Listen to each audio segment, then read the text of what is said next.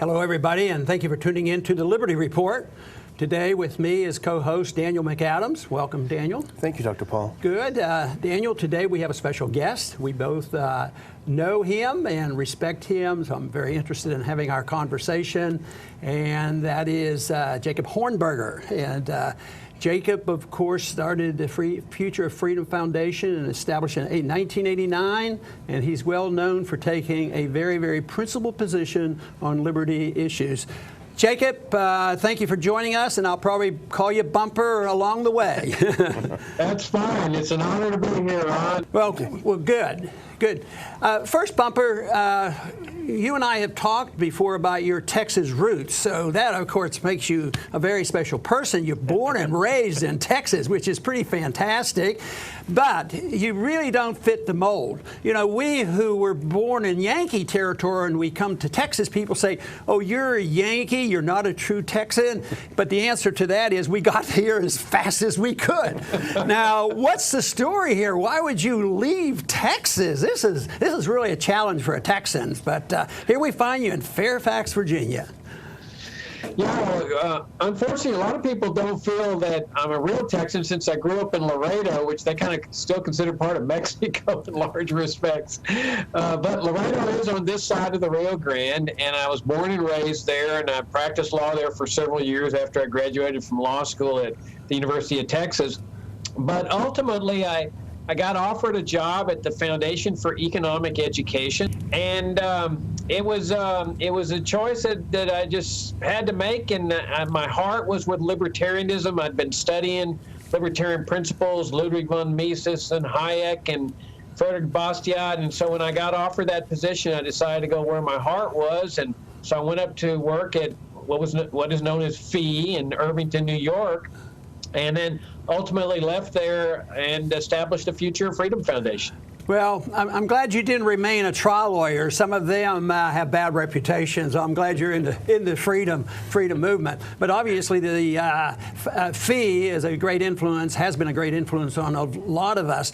But do you remember who introduced it? Was it sort of natural? You just came across some literature, or did one individual get you involved with the FEE Foundation? No, it was actually a road to Damascus type of experience. I was rummaging around the public library of all places in Laredo and looking for something to read, and I was disillusioned with politics, and I'd gotten involved with politics, and there just something wasn't right about the process, but I wasn't sure what it was, and I'd grown up as a Democrat, a liberal, and there in Laredo. Of course, everybody was a Democrat in Texas back then, practically. But I was the ACLU rep in Laredo. I was serving on the Legal Aid Board of Trustees, which was providing free legal services for the poor. But something just didn't feel right about the whole welfare state. And so I came across these 4 little books in the public library that had been published by FEE back in the 1950s. Right. Now, this was in the late 70s.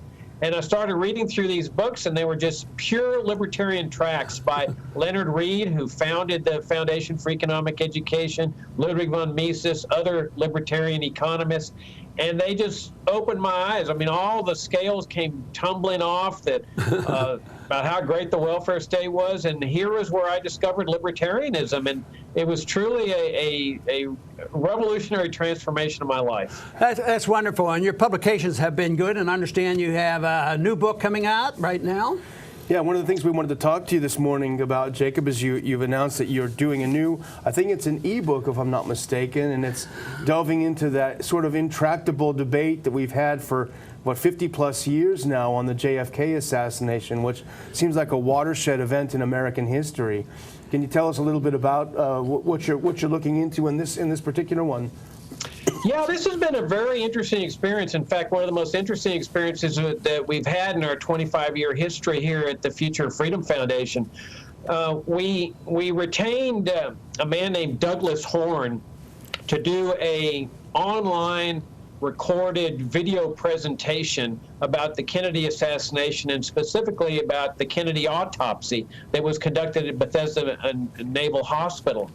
And now Horn had served on the Assassination Records Review Board in the 1990s on the staff.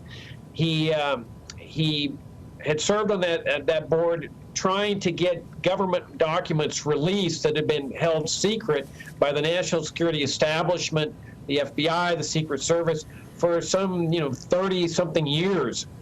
And that board had been set up as a result of the public outcry from Oliver Stone's movie JFK over the continued secrecy in the Kennedy assassination.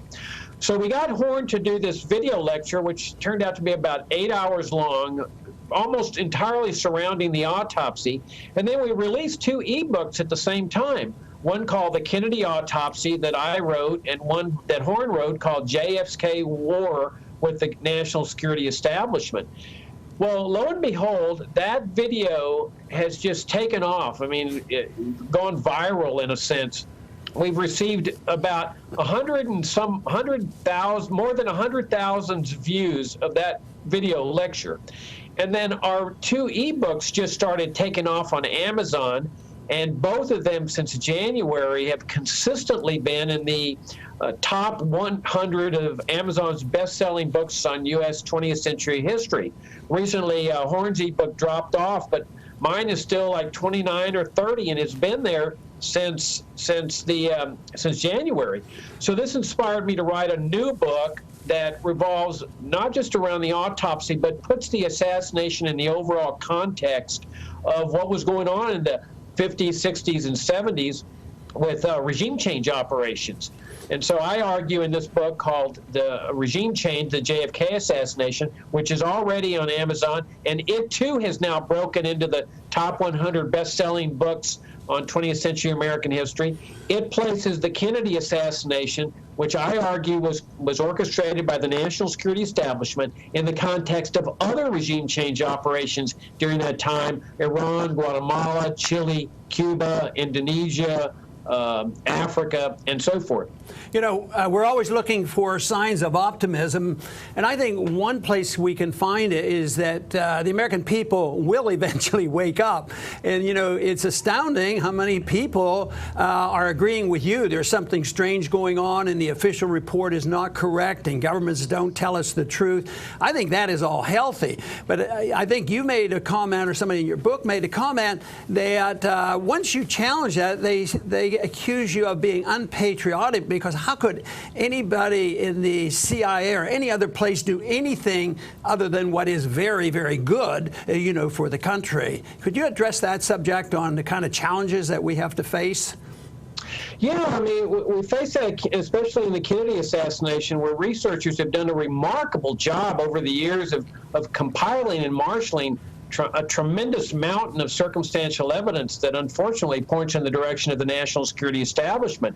But you've got to keep in mind that if things did were carried out as the way that many of us believe they were, that doesn't mean that the people that were doing this were operating out of ill motives or bad motives or unpatriotic motives. They themselves considered themselves tremendous patriots, the way they do today whenever they're conducting a national security state operation. For example, if you look at Chile, which is what I talk about a lot in my new ebook, Regime Change, that they affected the same type of regime change in Chile, where they got the national security establishment, the Pinochet military, to oust the democratically elected president from office. And both national security establishments, the U.S. and the Chilean, considered themselves tremendously patriotic. They were ousting a president that they considered was a threat to national security. They were installing a regime that they believed would bring stability to the country. So they were arguing from the purposes of national security, and they were operating out of what they considered patriotic notions. And this is why I argue that the national security establishment, which came into existence after World War II, is a tremendously dangerous establishment. Not because it's doing bad things to us, not because it thinks it's doing bad things to us, but because it thinks it's doing good things for us. I think it's very simple in my mind. If you're defending the state, you think of patriotism of defending the state. Those of us who think patriotism is defending liberty, it's an entirely different thing, but they all call themselves patriots. Daniel, you want to follow up? I was going to remark that's an excellent way of looking at it, Jacob, is if you think about it, I'm sure the NSA, when they started collecting all of our metadata and compiling it, they probably thought they were doing something very patriotic, even though we would argue that they were violating the Constitution, which is, probably one of the most unpatriotic things to do. So I could see how they would justify it. One thing I'm wondering, the critics will always say to a thesis like yours is, how can so many people be involved in a conspiracy like this? That means it's too complicated, so it would be impossible to do. That's what you often hear. Yeah, well, first of all, on the patriotism thing, I think it's so great that you guys hone in on that issue, because there really are two different visions, conflicting visions on patriotism in this country. One says, blind support of whatever the government's doing, and the other is what we stand for, is standing for a set of principles, even when that means standing against your own government. And when you look at the people who signed the Declaration of Independence, they were considered unpatriotic by their government. But we, the libertarians, consider them to be patriotic because they were willing to stand up against their own government in favor of a strong set of freedom principles. Now, in your second issue about the number of people involved, actually, it doesn't necessarily have to be a large number of people, but let's keep in mind that people can keep secrets, especially in the intelligence community. I mean, that's why there's so many prosecutions right now of whistleblowers, because their idea is you don't disclose our secrets, and if you disclose our secrets, we will come after you. And that's exactly what happens in high-level national security state regime change operations. They were able to keep a lot of those things secret for many years. If you take, for example, the murder of Johnny Rosselli, who was the liaison, he was a mafia figure who was a liaison between the mafia and the CIA as they were planning their assassination attempts on Castro. Today, nobody knows who killed Rosselli. And everybody's been successful in keeping that murder secret. What we do know is that somebody murdered him after he did a little bit too much talking about the assassination before the House Select Committee on Assassinations. But the second thing to keep in mind is that there have been leaks, and that's especially around the autopsy. They required all the autopsy personnel to sign secrecy agreements, which is bizarre. I mean, if this is just a lone nut, why do you need a bunch of secrecy agreements on an autopsy? But over the years, there's been leaks, and finally it came out as a flood after the Assassination Records Review Board, and everybody figured out that the events surrounding the autopsy were very, very suspicious, very, very nefarious, but ultimately there have been leaks. And so even in the CIA realm and the national security realm, people are going to talk a little bit, and that's how people have been able to figure out what happened at the autopsy. Right, and I've tried to summarize this by saying truth is treason in an empire of lies, and you tell the truth, you can get into big trouble, and they charge you with treason, and that's why our whistleblowers are always getting into trouble. But I do want to mention to the audience at a meeting, a conference, a rally we had in Austin just recently, the Future of Freedom Foundation. Glenn Greenwald was there, and Ralph Balco was there, and we talked about these issues extensively. I was very pleased with that. We had a nice crowd, and there was a lot of enthusiasm. I hope we had some new people come to that, but you need to be congratulated on that, and those are the kind of things that your organization does, and hopefully you'll do this again. How did people close to you respond to that event? Were they pretty satisfied with how it went? Oh, absolutely. I mean, it was just a fantastic event. It was exciting. A lot of the credit goes to our co-sponsor, the Young Americans for Liberty. We worked together to put that thing on, and we were all excited with the results. We had more than 700 people attend, and we had 3 speakers, yourself and Radley Balco, who works for the Washington Post and writes great stuff on the militarization of the police and what's going on in the inner cities, especially against Black African Americans. And we had Glenn Greenwald, the journalist who leaked the Edward Snowden documents and who has been a fierce opponent of the war on drugs and the war on terrorism. And you could just sense the excitement in this audience, predominantly students, but not all students, of all ideological persuasions, because, of course, Glenn Greenwald's a liberal, a progressive. So you could just see the excitement, and we've got the talks online on our website at fff.org. And the panel discussion was absolutely fantastic, too. So, yeah, it was a tremendous success, one of the best events we've had in our 25-year history.